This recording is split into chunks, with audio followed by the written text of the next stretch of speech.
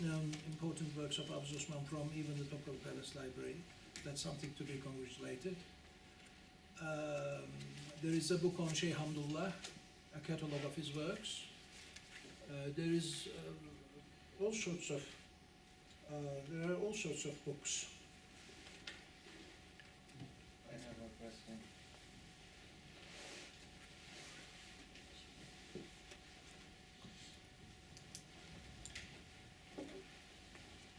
You know, in your text, it was written kalma, first kalma, la ilaha illallah, Muhammadur Rasulullah, but the translation was only in English, so what would be in Turkish language if we translate that? The translation of La ilahe illallah Muhammed Rasulullah in Turkish. Yes, if audience... Allah'tan başka ilah yok. Mhm. Muhammed onun elçisidir. Muhammed onun Resulüdür de olur. Do you understand Turkish? Yes, little I bit, see. thank you. Okay. I can write it down for you. Question? Yes.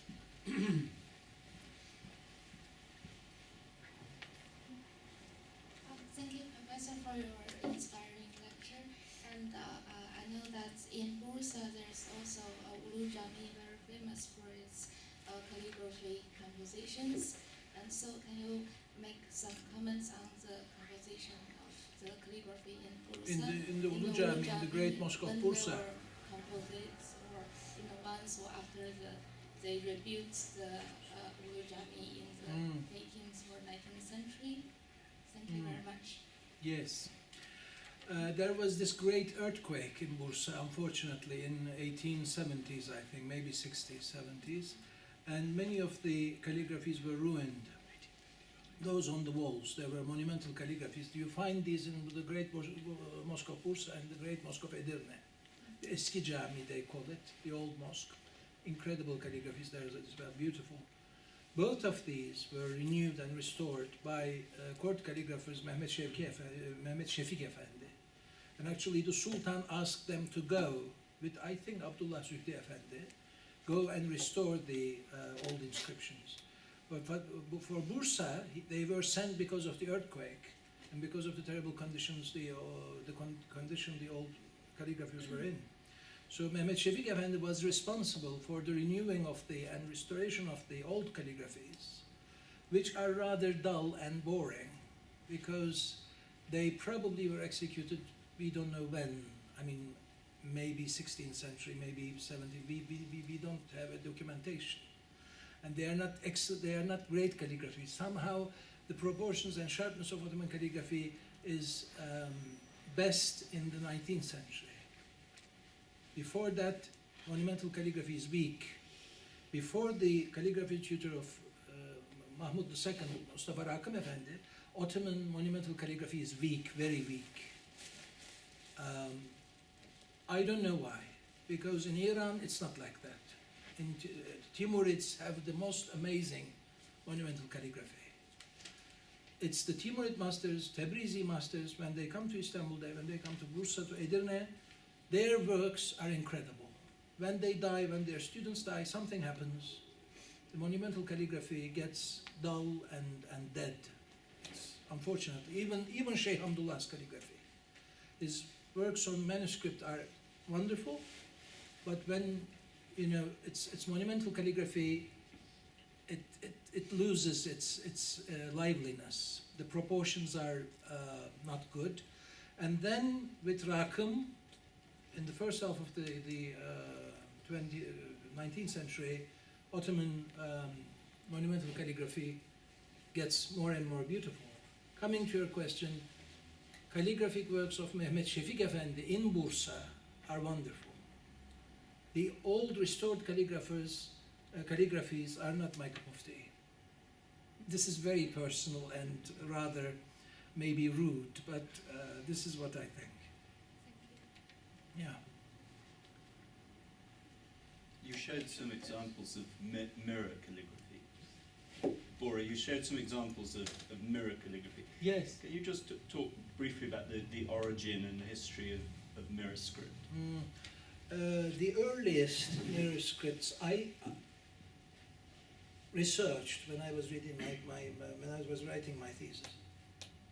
There is a mirrored inscription on the Mosque of Al-Hakam Yes. in Cairo. So it goes back to the Fatimids. At least that's, you know, the earliest we have. Probably even earlier they had these.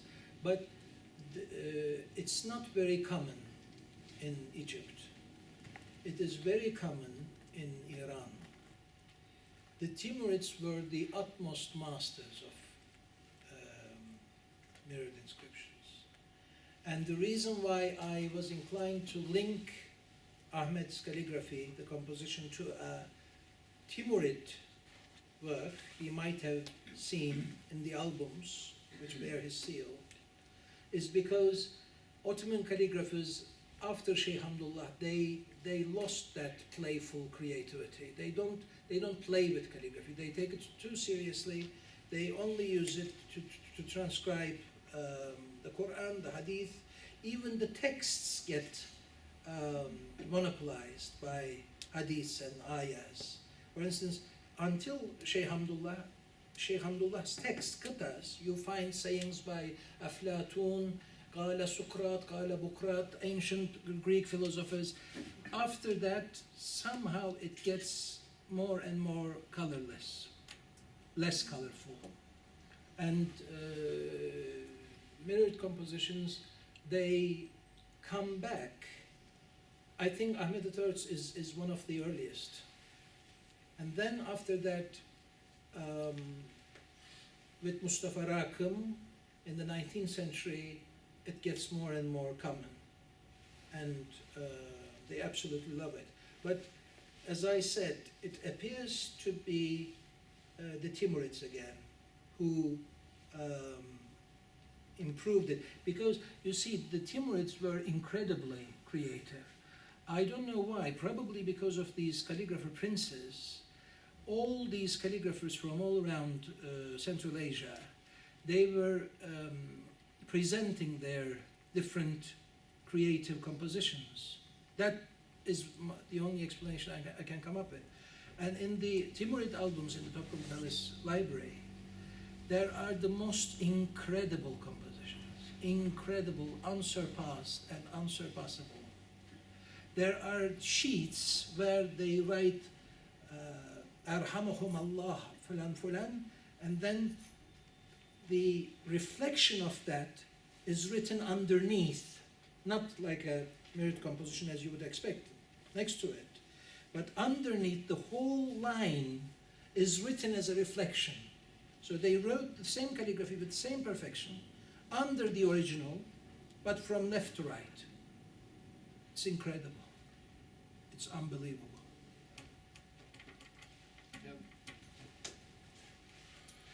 You may have explained at the beginning of your talk when I was not here. I'd like to know, how do they actually plan and then go over the lettering? So do they first of all prepare the panel? What do they do? Do they paint it? Or was it another material laid on it? And then was it ink or paint? And how did they produce this beautiful work? These all options you have listed are techniques. They all were used. But with panels, usually they weren't written with big pens. The calligrapher, and in this case the Sultans, they wrote it with a normal pen, okay? And then stencils were used to, like petit carreau. Okay, they divided the calligraphy and then they applied that. There are different techniques. There is the Zerendut technique, which is the gold applied technique. And some of these enlargements and applications were actually not even done by the calligrapher. They were done by the illuminators. So some of these large calligraphies in gold are signed not katabahu, fulan wrote it. It's signed zahabahu, fulan gold, executed that with gold, because zahab is gold in Arabic, and zahabahu means actually golded this work. Thank you. So we can take 2 more questions if we have. If we don't, Well, one question would be, the work looks spontaneous, but you're suggesting that it's far from spontaneous. It has to be worked on to falsely make it look as if it's spontaneous. So it's a falsehood, really, to my mind. Maybe you should study calligraphy. You know, then you will understand it's a very sophisticated art form. It's not easy to appreciate the delicacies. You need to have a trained eye, and it's incredible how difficult training that eye is. Anything else? Okay, you ask. Thank you. Just last word, okay? The collection that you've shown us tonight, is there more, or is this the whole lot? Done by I'm the sure there Sultans? is more. I'm sure that this is a selection. Okay. This is a selection I made. Is it a small collection? I think I showed you a major portion of Ahmed III's calligraphy, the most attractive ones. Okay. And most of them are in Istanbul? Most of them are in Istanbul. Many of the slides I tried to put that down where they were. Most of them are in Istanbul. But of course, the trouble is, even in the most important museums in Istanbul, the Topkapı Palace and the TM,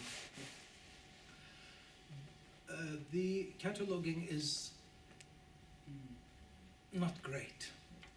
So, for instance, when I was studying on my PhD, I went, the first time I went and I said, I want to see the works of Ahmed III you have, calligraphy works. They brought up firmans of Ahmed III. So, one can never be sure that he or she has seen everything. But I tried.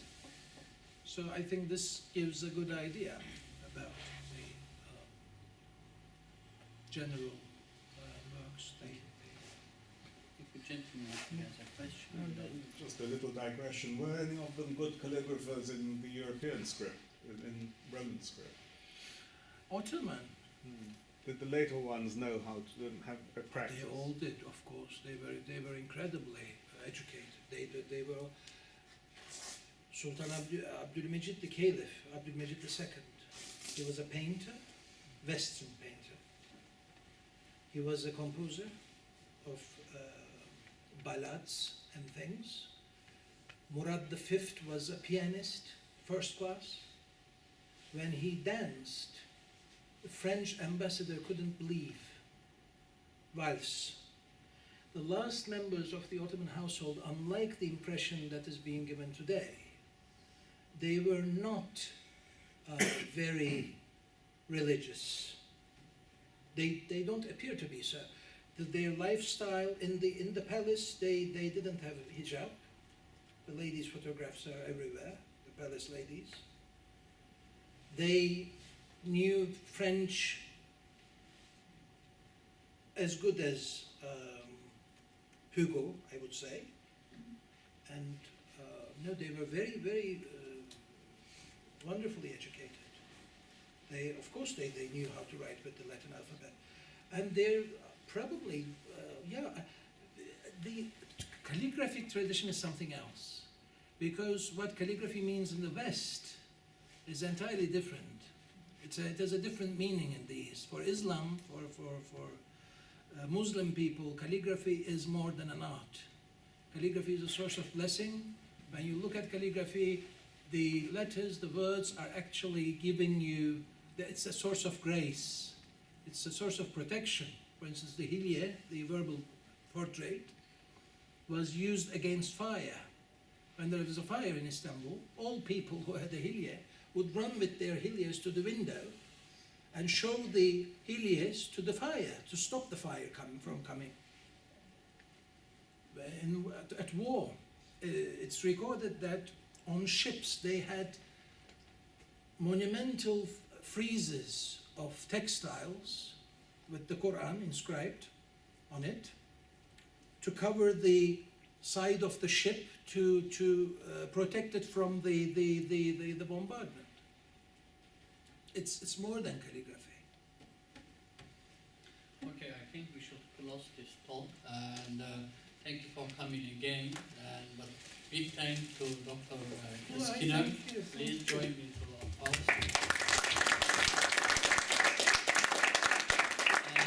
And before leaving, I just want to remind you that if you don't receive a regular based email from us, please write your email down on the list. And as an event, we have a Turkish Film Week next week at King's College. So between 12th December and the 6th of December, you can get your ticket. It's free, but you have to get the ticket through the event line. Okay, nice to meet you. Sorry. Çok teşekkür ederim. Yeah, no. Çok teşekkür ederim. Her şey çok zahmet verdik. Sana.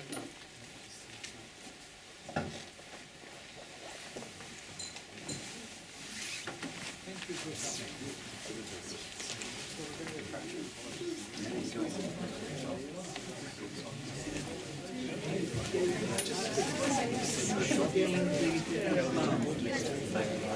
Thank you very much.